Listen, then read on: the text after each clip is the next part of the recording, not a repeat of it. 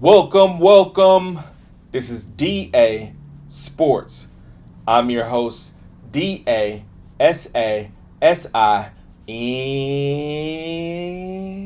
Thank you. This is episode number 48. Now, in today's episode, we have just a couple of things to get into. We're going to get into some NBA news regarding a couple of different teams, one involving an injury, one involving a historic milestone, and then the second part, we are going to get into the correlation between these two news events and how significant things have turned out based on what we initially expected. So, let's get into it. So, to start with our NBA news. So most recently, as everybody's probably heard as of now, Kyrie Irving just suffered a season-ending injury.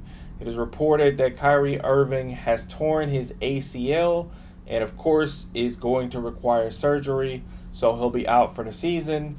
Now, recovery time differs for everyone, but it's likely this could lead into next season also. Now, it was a really sad moment when it happened.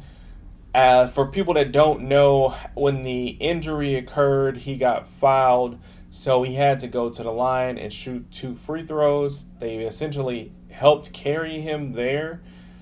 And the only reason that he shot the 2 free throws is because if somebody is fouled and injured and they are unable to shoot the free throws themselves, then the opposing team gets to choose anyone on the team, including someone all the way at the end of the bench, to shoot the free throws for them. And also, if that player can't shoot his free throws, then he's not allowed to return to the game, even if it turns out that the injury is not significant.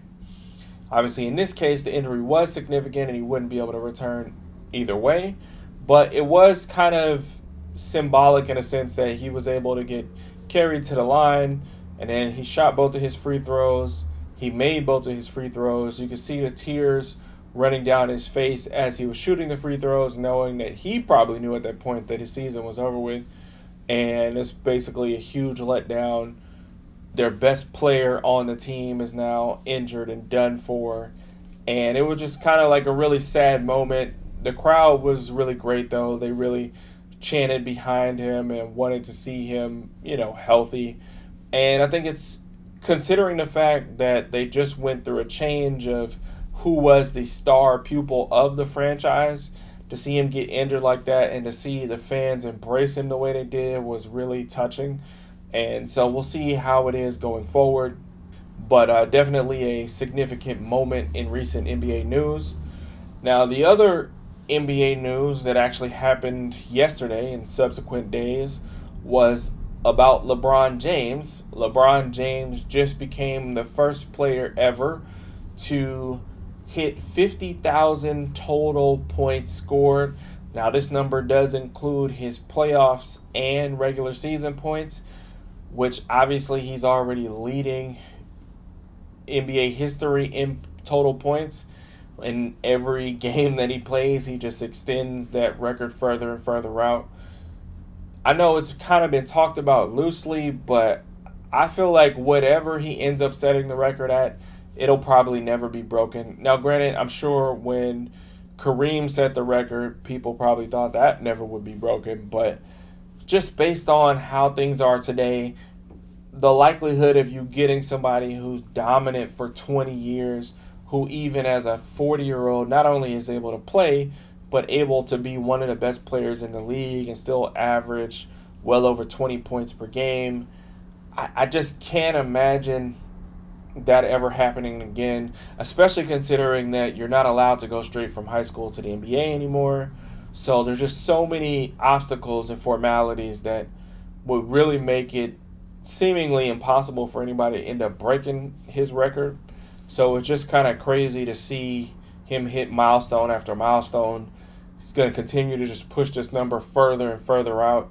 And I think it's going to be one of those records that we look back on like 20, 30, 40 years from now and just really bask in the amazement and see how many other great players are nowhere near his point total when they're done with their careers. So definitely a huge game for him. The game itself, it was against the Pelicans, and it wasn't like he just scored, hit the 50,000, that was it.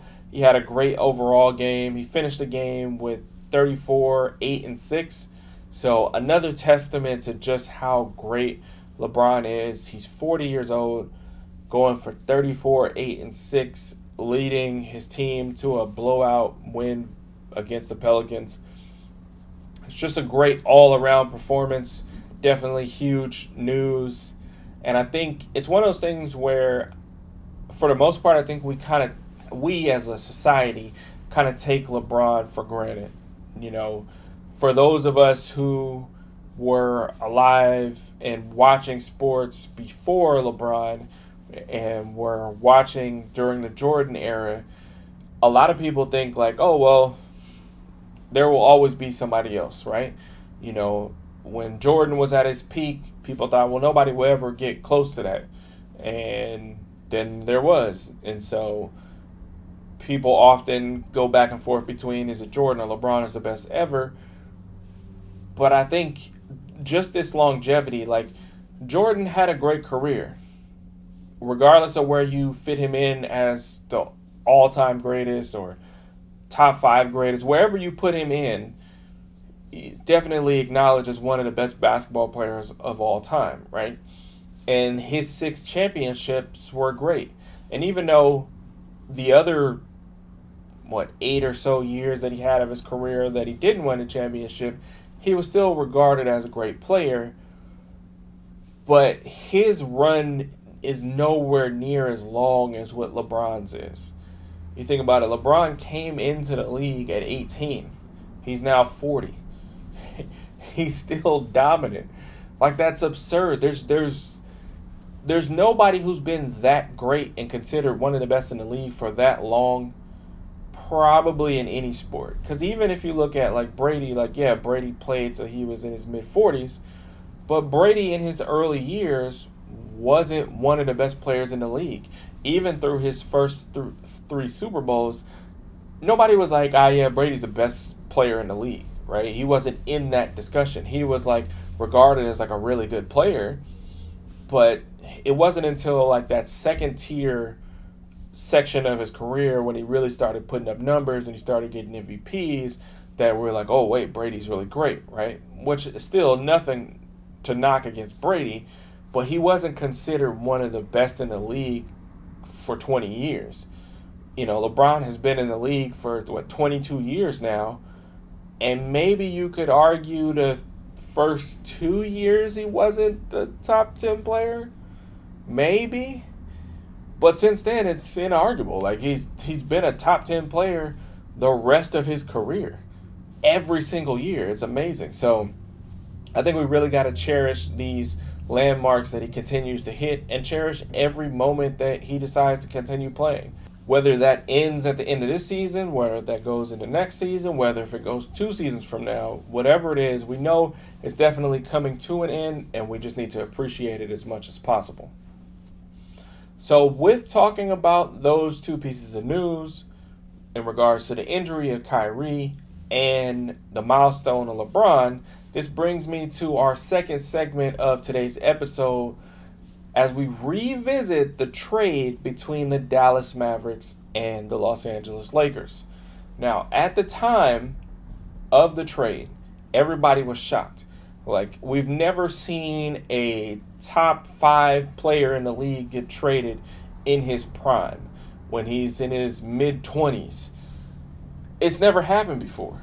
And it made sense as to why it was so shocking. It made sense why fans of the Mavericks were so upset. It made sense why people were so baffled as to why somebody would make this trade. The one silver lining that Dallas Mavericks fans had was, well, at least in the present tense, Dallas should be okay. They're getting AD and having the height, and the way they have been playing suggested that maybe this is a move for right now. And even though it didn't make sense long term, right now, while the Lakers adjusted to seeing how LeBron and Luka could play together, they would be okay, and it might even make them a little bit better for this playoff run. No, that's clearly not the case. If you think about it, so just starting first from the Lakers' standpoint, since that trade, the Lakers have gone from the middle of the pack to now being second in the Western Conference, just behind OKC. Now, granted, OKC is like 10 and a half games ahead of them, but it's clear that the Lakers have gotten better. They're now the 2 seed if the playoffs were to start today, which I believe before the trade they were around 6. So they've definitely gone up. On top of that, the Lakers are currently on a 7-game win streak. And a lot of people thought that Luka and LeBron were going to take a lot longer to fit in together and learn how to play together. But speaking of Luka being able to play well in the system off of LeBron, in this most recent game where LeBron scored his 50,000th point, Luka also had a great game. He finished the game with 30, 15, and 8. And that 15 assists was his high for the season. So the whole thought process behind, it's going to take the Lakers a long time to adjust, and maybe next year they can fill in some parts. No, they're doing it right away. So it kind of is like another jab in the back for all the Mavs fans who thought, well, maybe at least this will hurt the Lakers for the present tense, but it's not. The Lakers have gotten better. Then on the flip side for Dallas, where they thought this was going to help them in the present, they've gotten worse. Now, granted, a lot of it has to do with injury stuff, but the Mavs, who were also in that middle of the pack before the trade, have now fallen all the way down to 10th in the Western Conference standings. So they're barely holding on to that last play-in spot. They're on the bubble. And considering the Kyrie injury, it's likely that they're not even going to make the play-in. So to go from a middle-of-the-pack team to making a trade that was suggested to be a now type of move to now be holding on for dear life to a play-in spot and now having injuries on top of that, it looks terrible. They are currently 5-5 in their last 10 games. They've also lost 2 straight games. And like I said, it doesn't look like it's going to get any better. They have so many injuries.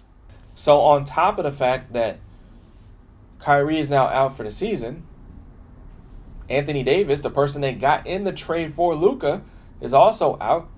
And he's not expected to come back until next month. Ugh. Then on top of AD and Kyrie being out, Dante Exum is also out. Then even as of their game for today, Caleb Martin is a game time decision. He might miss the game. So you're talking about the 2 players that they were looking to build this team around being out. Well, one is out for the season for sure. One is out for a month, who has injury history. And then your next couple of best players, maybe 2 out of the next 4 best players on your team, are also hurt. It's terrible. It's one of those things where people were talking about it at the time, thinking it was a bad trade.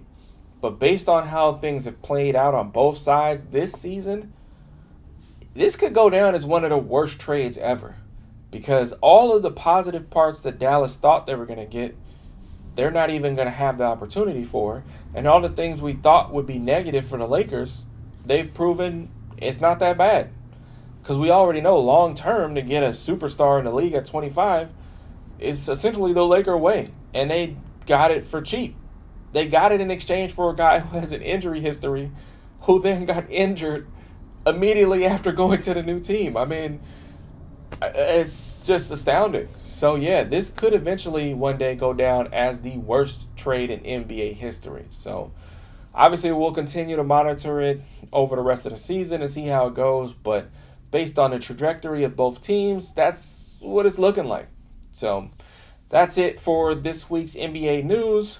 That also wraps it up for this week's episode. I appreciate you for tuning in. Please make sure you like and subscribe and share wherever possible. And I look forward to seeing you in the next episode. Peace.